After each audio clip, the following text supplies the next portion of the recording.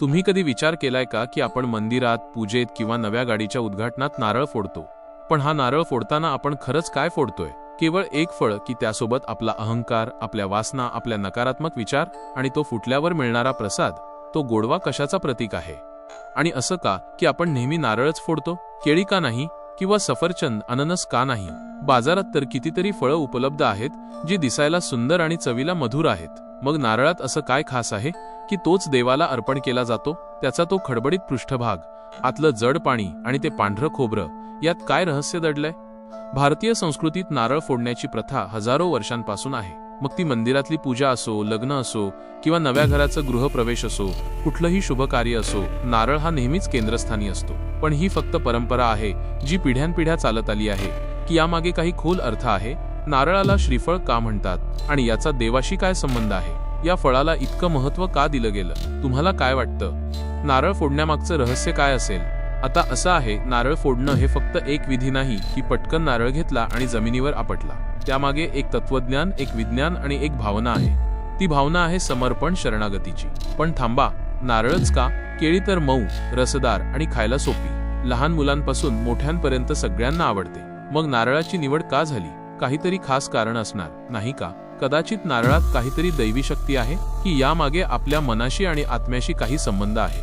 एका साध्या फळाला इतकं महत्त्व मिळण्यामागे नक्कीच काहीतरी खास रहस्य दडलंय. चला, पहिलं रहस्य उलगडूया. नारळ फोडणं हे फक्त देवाला भेट देण्याचं प्रतीक नाही.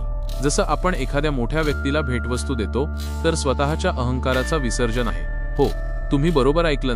नारळ हा आपल्या अहंकाराचं प्रतीक मानला जातो. पण असं का? आणि याचा केळीशी काय संबंध नाही? केळी तर पटकन सोलून खाता येते, तिला फोडायची गरज नाही. मग ती अहंकाराचं प्रतीक कशी ठरेल? नारळाचं बाहेरचं कठीण कवच हे आपल्या अहंकारासारखं आहे. कठोर, हट्टी आणि तोडणं कठीण. जसा अहंकार आपल्याला इतरांशी जुळवून घेण्यास अडथळा आणतो, त्याचप्रमाणे नारळाचं कवच त्याच्या आतल्या गोडव्याला आणि शुद्धतेला बाहेरच्या जगापासून लपवून ठेवतो.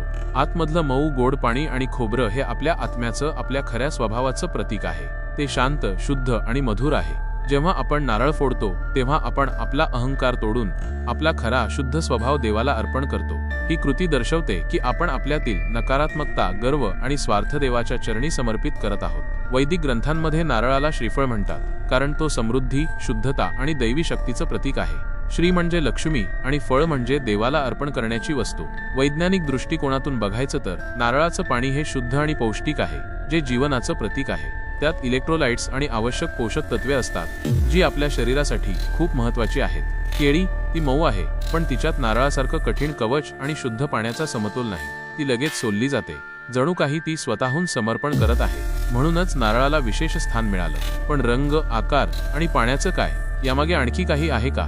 नारळाचा आकारही गोलाकार असतो, जो पूर्णत्वाचं प्रतीक आहे.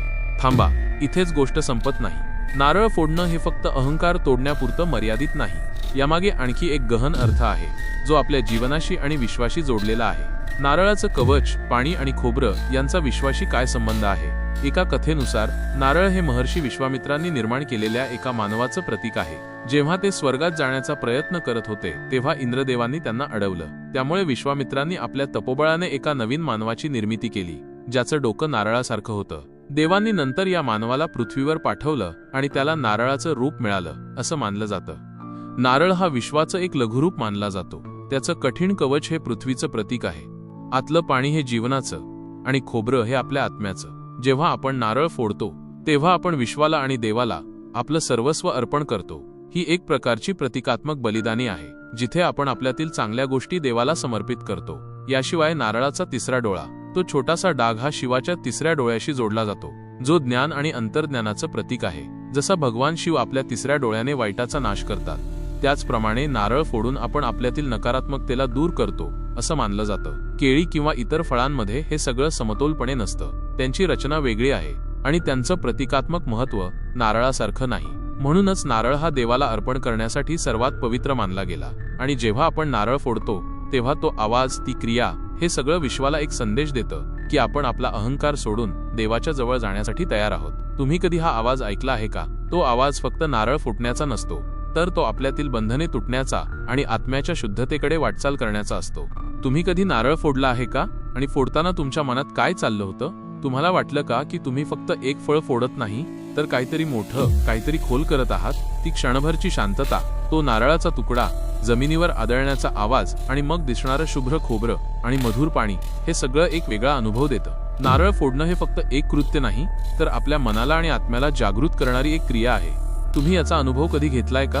पुढच्या वेळी जेव्हा तुम्ही नारळ फोडाल तेव्हा या गोष्टींचा विचार करा आणि बघा तुम्हाला काय जाणवतं. नारळ फोडणं ही फक्त परंपरा नाही, तर आपल्या अहंकाराचा, आपल्या मर्यादांचा आणि आपल्या आत्म्याचा देवाशी मेळ आहे. नारळाचं कवच तोडून आपण आपला खरा स्वभाव उघड करतो आणि त्या शुद्ध पाण्याने आपण देवाला आपलं सर्वस्व अर्पण करतो. ते गोड खोबरं म्हणजे देवाचा प्रसाद, जो आपल्याला शुद्ध अंतःकरणाने स्वीकारायचा असतो. पुढच्या वेळी जेव्हा तुम्ही नारळ फोडाल तेव्हा थोडं थांबा, त्या क्षणाचा अनुभव घ्या आणि विचार करा. तुम्ही फक्त नारळ फोडत नाही, तर तुमचा अहंकार तोडून विश्वाशी आणि देवाशी जोडले जात आहात. नारळ हा फक्त एक फळ नाही, तर आपल्या भक्तीचा, विश्वासाचा आणि आत्म्याचा आवाज आहे. तर तुम्ही तयार आहात का तुमचा नारळ फोडायला? फक्त शारीरिकरित्या नाही, तर मानसिक आणि आध्यात्मिक दृष्ट्याही.